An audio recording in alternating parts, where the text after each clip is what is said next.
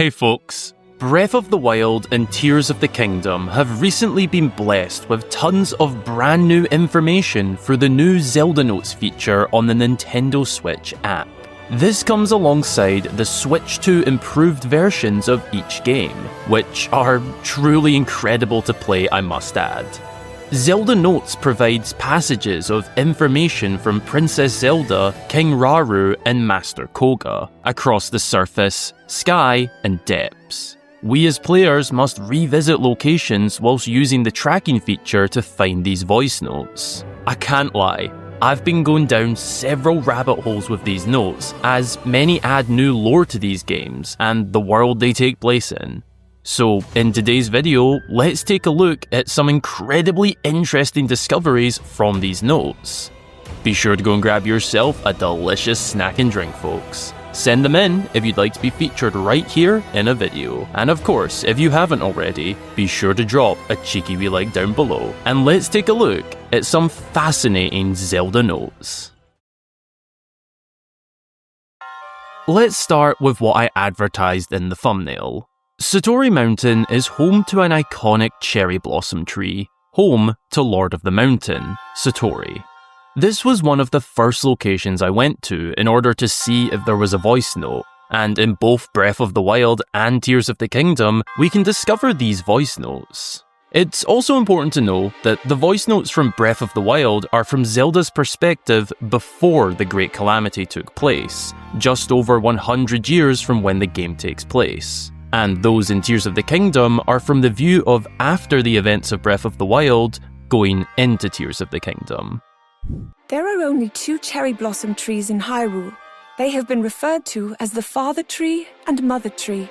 I imagine this is because the cherry blossom trees are sometimes worshipped for their supposed ability to purge evil spirits. Satori, who is said to live on this mountain, may be a protector of Mother Tree, sent by Father Tree. And then in Tears of the Kingdom, Zelda builds further on this. The Satori Mountain Cherry Blossom Tree. While there were only 2 of these trees before, there seem to be many more now. However, it is said that cherry blossoms can purify evil. Does that mean more are appearing because the calamity has disappeared, or are they appearing in preparation for some new threat? I found this incredibly interesting. In the time frame of Breath of the Wild, there were only 2 cherry blossoms, the Great Deku Tree and one on Mount Satori, often referred to as the Father and Mother Tree, said to wear off evil spirits. Zelda mentions that Satori might have been sent by the Great Deku Tree, the guardian deity of the forest, in order to look over the land for evil.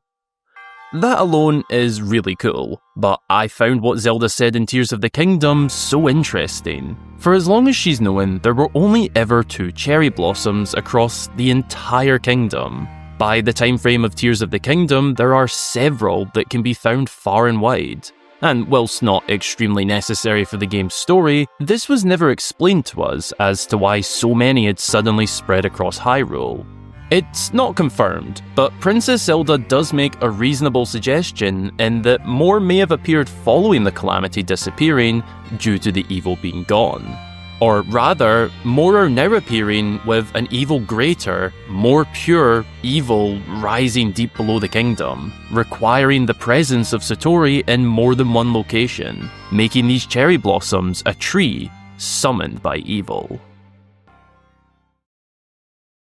Moving down to the depths seen in Tears of the Kingdom, the voice notes down here are all from Master Kohga, the leader of the Yiga clan. Unlike Princess Zelda's notes on the surface, and King Rauru's in the sky, which are all scattered around in any order, Master Kohga's is broken into 3 parts. You can discover them in any order, of course, but they are displayed as more of a story, his tale from dropping into the depths, which begins directly after Link sends him down the hole at the Yiga clan hideout in Breath of the Wild. Is this the afterlife? The great beyond? My final reckoning? Nah, it still hurts like I'm alive. And I'm alive thanks to this weird inflated cloth. Talk about helpful. Unlike that dastardly Link. How dare he foil the secret technique of the leader of the Yiga clan? Ah! Hang on. Maybe I'm in the depths. That's where a bunch of ancient people lived. Maybe? This place is way too dark. Maybe if these dim glowing things could get brighter, or if this green crest thingy reacted at all. And what even is this? Some kind of massive plant? It goes so far up. Does it reach all the way from here to the surface? Kohga is initially convinced that this is it. He's dead, and in the afterlife. And in all fairness, that seems like a reasonable assumption given what you see dropping down into the depths. It's interesting that he knows of the depths already though. We didn't hear anybody knowing of this place prior. He says it's where a bunch of ancient people live. But as to how Kohga knows that, we don't know. The first part of his voice memories are a lot of him seeing things for the first time and figuring out what the hell is going on. Let's take a listen to a few of the first voice notes. Ho ho! It shook a little there, but touching it also sent a shiver down my spine. Huh. Maybe they're spirits? But if they are, then that means this is the afterlife. Aha! Is this the source of that horrible rotting smell? It is awful. I can't stand it. I hate it. I don't want to stop smelling it. Whoa. Little bit dizzy, Oliver. Hey, over there. Those aren't bokoblins. They're Yiga. Guys! At last! Someone to help me! Hey! There are bokoblins chasing! Huh? I could have sworn there was someone here. Oh, no one tells you how lonely solitude is. I'd even accept the company of that Link character. No! What am I saying? I'll never forgive him for casting me down into the depths. Never! Kohga really is one of us. I had similar thoughts when seeing the likes of post-souls, phantoms, and all the weird vegetation down here. His notes are like a documentary following his time down here. Part 2 moves on to research. This is where Kohga began trying to truly understand the ancient technology down here, venturing further out than the Gerudo region of the depths. Yeah, this is definitely the place the notebook mentioned. It says a construct here will let you use Zonai power to memorize and rebuild a design once it's been made. That would be really useful, except there's another one of those green crests. And it doesn't do anything. Someone else can figure it out. It turns out, the Yiga are in fact down here already, and Kohga gets to work making it known that their leader is alive, and they begin to build camps all over the depths. We then enter Part 3, the search for the Magnificent One, Ganondorf. We know from Breath of the Wild that Master Kohga and the Yiga clan as a whole are worshippers of evil, whether that be Ganon, Calamity Ganon, or Ganondorf. They follow the one who threatens the Kingdom of Hyrule. It's in Part 3 of Kohga's notes that we really see this motive come back. Okay. The Yiga clan knows where and how to build the base. They can handle the menial work from here.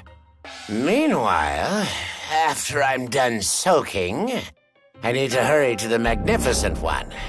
A meeting with him is not something I would leave to anyone else. So there's a name for that red stuff I keep finding all over the depths. Gloom. I wish I had known it was flowing from the Magnificent One. I would have just followed it to him. I can't now, though. The blasted stuff is all over the place and impossible to backtrack. Stupid, no good. I like the Magnificent One's gloom. A lot. So much. The acoustics down here just made it sound like I was complaining, but I wasn't.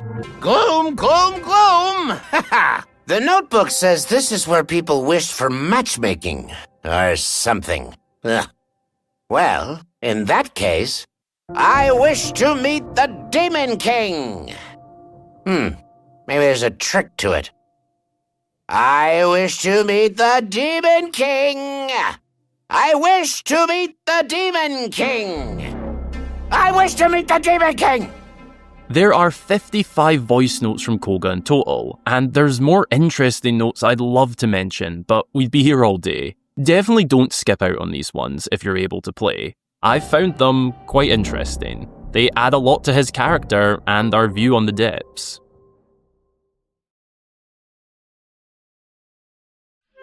One of my personal favourite notes from King Rauru up in the sky comes in the sweetest thing you'll hear all day.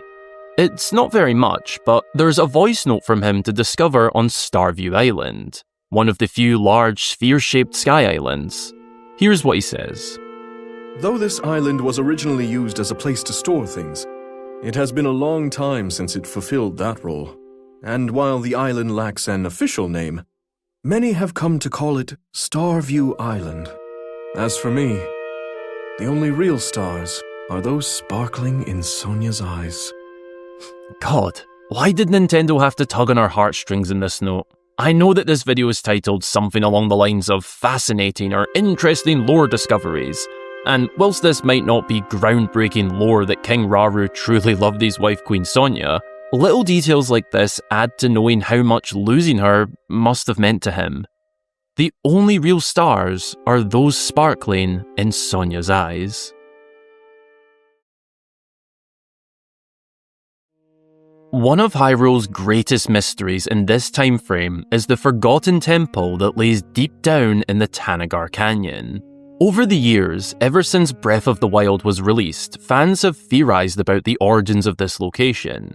Through Zelda Notes, we learn a little interesting bit of knowledge. These ruins are thought to date back to the kingdom's founding.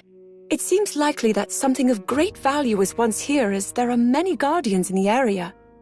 Additionally, according to ancient documents, there was a room beyond the goddess statue, but it now appears to be buried in sediment.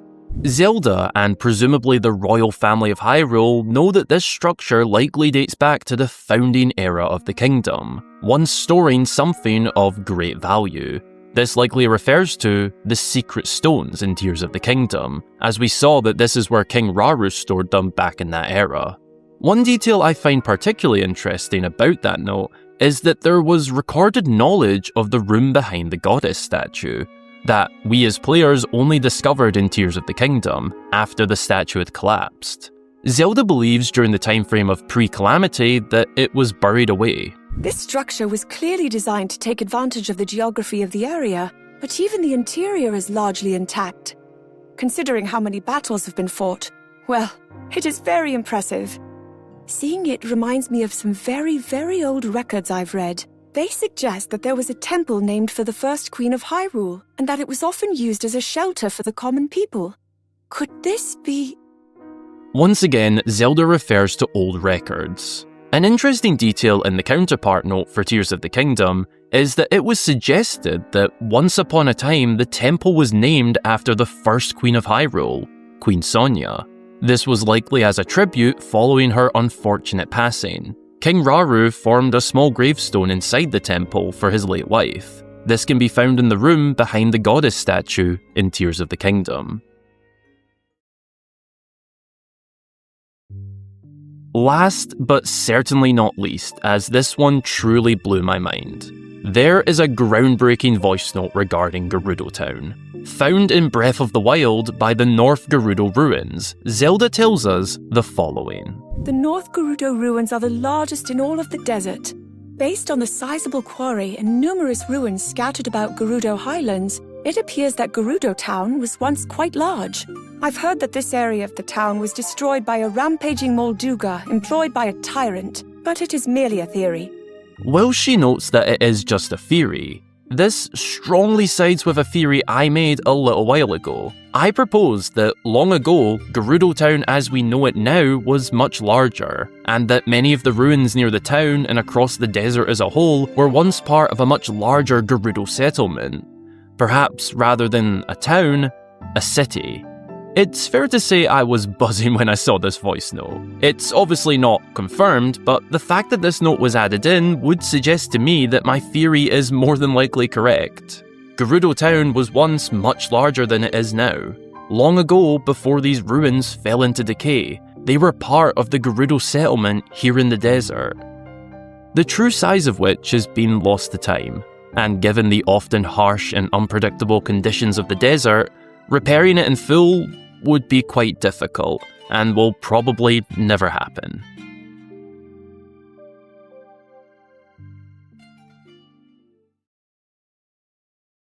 Thanks a ton for watching, folks. What are your favourite Zelda notes that you've discovered so far? Let me know down in the comments, as well as any other Switch to Zelda related videos you'd like to see.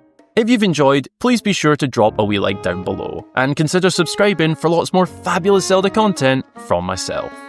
As always, a massive thank you goes to my incredible channel supporters for their financial backing of these videos across both YouTube memberships and Patreon. I offer a few rewards if you'd be interested in joining. The links to find out more can be found in the description, as can the links to all my socials if you'd like to keep up to date with me or join my Discord server.